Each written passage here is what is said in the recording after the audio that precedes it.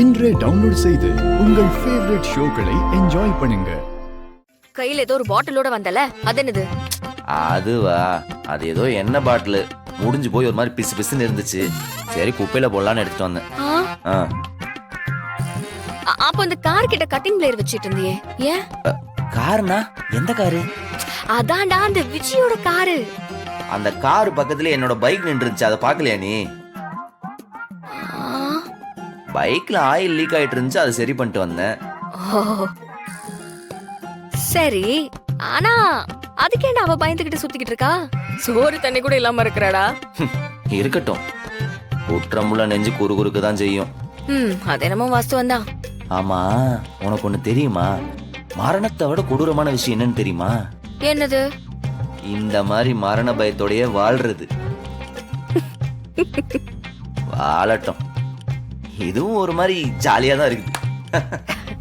ஆனா எனக்கே கொஞ்சம் ஒரு மாதிரி பாவமா இருக்கு. ஏய், பாம்புக்கெல்லாம் பாவம் பார்க்காத, அது உஷுனால நம்மள போட்டு தள்ளிடும். ஏய், அது பல்ல புடுங்கின பாம்புடா, நம்மள ஒண்ணும் பண்ண முடியாது. விடு, பாத்துக்கலாம். ஹலோ ஹலோ, எங்க இருக்க? வீட்ல. வீட்ல என்ன நடக்குது? அந்த விஜய் என்ன பண்றா?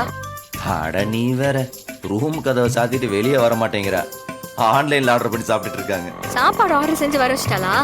ஆமா, ஆனாலும் சாப்பிடல. அப்புறம் அந்த வேலை நம்ம எதை கலந்துருக்கோம்னு நினைச்சு வெளியில நாய்க்கு வச்சு டெஸ்ட் பண்ணி சாப்பிட்டுட்டு இருக்காங்க. மாறா, பாவண்டாவ.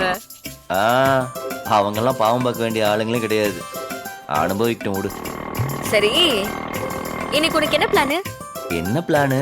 ரெகுலர் தான். அப்போ ஓகே, ஈவினிங் மூவி போலாமா? ஏய், கடைக்கு போகணும்டி, கிளம்பிட்டு இருக்கேன். டேய், கடையில நீ மட்டும் தான் இருக்கியாடா? பொண்டாட்டி ஒரு விஷயத்த சொன்னா உடனே அது செய்யணும்டா, அதுதான் ஒரு நல்ல புருஷனுக்கு அழகு.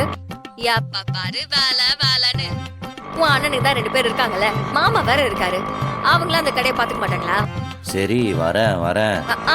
ஒன்னும் தேவல. போ போய் உன் கடையை கட்டிட்டு நீ அழு. ஏய், என்னடி எப்பவும் நீ தான் பொறுப்பா இருக்க சொல்லுவ, இப்ப நீயே மாத்தி பேசுற? இந்த பொறுப்பு பருப்பெல்லாம் பொண்டாட்டி கிட்ட பேசக்கூடாது, புரியுதா? நீ இன்னும் எப்படி நல்ல புருஷன் பொண்டாட்டியா வாழணுங்கிறத கத்துக்கவே இல்ல. ஆமா, கணவன் மனைவி வாழ்வது எப்படின்னு சொல்லிட்டு யுனிவர்சிட்டி ஆரம்பிச்ச டிகிரி கோர்ஸ் வைங்க, போய் படிச்சுட்டு வரேன். படிச்சா மட்டும் என்ன உனக்கு அந்த புத்தி வந்துருவா போகுது? பசங்க சொல்லியிருப்பாங்களே நம்ம ஆட்டோ சங்கத்தை பத்தி. எல்லாரும் கையெழுத்த போட்டு ஸ்டிக்கரை வாங்கிக்கோங்கப்பா, ஆட்டோல ஒட்டுங்க. மாசம் 5ஆம் தேதிக்குள்ள சங்கத்துக்கு 5000 ரூபாய் சந்தா கட்டிடுங்க. இந்த ஆட்டோ ஸ்டாண்டு, அந்த ஆட்டோ ஸ்டாண்டு, அந்த ஏரியா, இந்த ஏரியான்னு இல்லாம இனிமே ஒரே ஸ்டாண்டு தான், அது நம்ம ஜாலி பாய் ஆட்டோ ஸ்டாண்டு தான். எங்க வேணாலும் சவாரி ஏத்திக்கலாம், எங்க வேணாலும் சவாரி இறக்கிக்கலாம். அட இத கேளுங்க, சவாரி ஏறுறவங்க கிட்ட 20 ரூபாயில இருந்து 50 ரூபா வரைக்கும் சேர்த்து வாங்கிக்கோங்க. நீங்க நல்லா இருந்தா தானே நம்ம சங்கமும் நல்லா இருக்கும். சங்கம் நல்லா இருந்தா தானே நாம எல்லாரும் நல்லா இருக்க முடியும். என்ன நான் சொல்றது?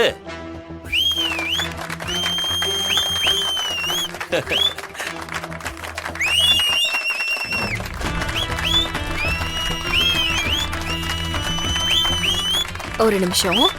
ஏய், ஆமா, இதெல்லாம் சொல்ல நீ யாரு? ஏய், சவுண்ட் குறைங்கடா, அல்ல கைங்களா. என்னடி சொன்ன?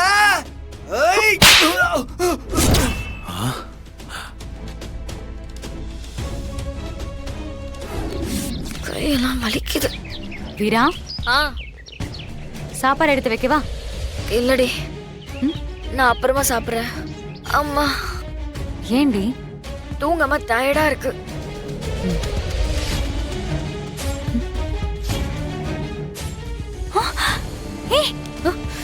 கையில என்ன காயம்? அது ஒண்ணும் இல்ல, சும்மா கையில கீறிச்சு.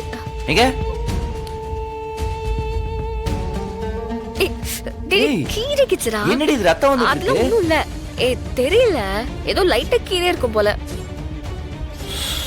எங்க போய் வம்பு வளர்த்துட்டு வந்த? அது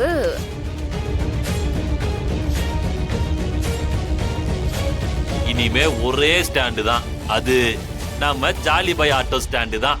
இதெல்லாம் சொல்ல நீ யாரு? என்னடி சொன்ன? ஏய்! இனி யாராவது எங்க ஸ்டாண்டுக்கு வந்து எல்லாரும் சந்தா கட்டு, கையெழுத்து போடு, ஸ்டிக்கர் ஒட்டுன்னு தொந்தரவு பண்ணீங்க, நான் சும்மா இருக்க மாட்டேன். இதெல்லாம் எதுக்குடி? நீ போய் சம்பந்தமே இல்லாதவங்க கிட்ட வம்பெழுத்துட்டு வந்திருக்க. பின்ன என்ன, அவன் நம்ம ஆட்டோ ஸ்டாண்டை எழுதி வாங்கிட்டு இருப்பான், எல்லாத்துக்கும் தலையாட்டிக்கிட்டு இருக்க சொல்றியா? அது நம்ம அண்ணன் உருவாக்குன ஸ்டாண்டடி. அதுக்கு இப்படிதான் சண்டை போட்டு வருவியா? பெருசாலாம் ஒன்னும் சண்டை போடல. இரு வரேன். தலை எழுத்து எனக்கு இதுதானே அடிச்சா? சாமி கைய. ஏய், எனக்கு ஒண்ணும் இல்லடா, கை கழுவுனா சரியாயிடும். அமைதியர். இதே வேலையா போச்சுடி உனக்கு. என்னடி? நல்லா உரைக்கிற மாதிரி சொல்லுங்க நீ. எல்லாரும் உங்க அண்ணன் மாதிரி உங்க அண்ணன் மாதிரின்னு சொல்லி சொல்லி அப்படியே ஜெராக்ஸா வந்து நிக்குது. என்னமோ நானா வம்புக்கு போன மாதிரி. அவங்களா வராங்க, சும்மா 4 தட்டு தட்டின, எல்லாத்துக்கும் அவங்க சொல்றதை கேட்டுட்டு தலையாட்டிட்டு சும்மாலாம் இருக்க முடியாது. நீ தட்டிட்டு வந்துருவ, பின்னாடி பிரச்சனை எல்லாம் சேர்ந்து வரும். அது என்னாச்சு? அதெல்லாம் ஒண்ணும் இல்ல. அரசியல் கட்சியில ஏதோ சின்ன பொறுப்புல இருந்துட்டு மொத்த ஊரும் அவரோட கண்ட்ரோல்னு நினைச்சுக்கிட்டு இருக்கா. இப்ப அரசியல் பிரச்சனையை சமாளிக்கணுமா? இந்த மாதிரி 4 பேரை 4 காட்டு காட்டணும், அப்பதான் எல்லாம் அடங்குவானுங்க. வீரா, இந்த மாதிரி விஷயத்துல கொஞ்சம் பொறுமையா இரு. ஏன்னா எவன் எப்படிப்பட்டவன்னு நமக்கு தெரியாது. நீ வேற தனியா போற வர, எனக்கு உன்னை நினைச்சாலே கவலையா இருக்குடி. கண்மணி, நீ எதுக்கும் பயப்படாத. எந்த பிரச்சனை வந்தாலும் எனக்கு பிரச்சனை இல்ல, எனக்கு மாறா இருக்கால, எந்த பிரச்சனையும் வராது. இல்லடா? சண்டை போடுறதுக்கு தானே இந்த வீட்டுல வளர்த்து வச்சிருக்காங்க. தாலி கட்டிட்டேன், வேற வழி. இனிமே என்ன கேட்காம எவன்ட்டையாவது வம்புக்கு போன என்ன என்ன வீரா. என்ன பண்ணுவ? ஒன்னும் பண்ண முடியாது. ம், நீ பஞ்சாயத்து இழுத்துட்டு வந்துருவ, பின்னாடி வந்து நான் அதை சால்வ் பண்ணி வைக்கணும்.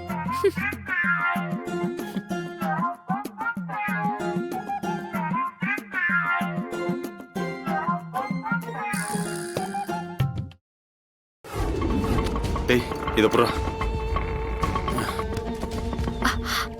என்னடா ஆச்சு?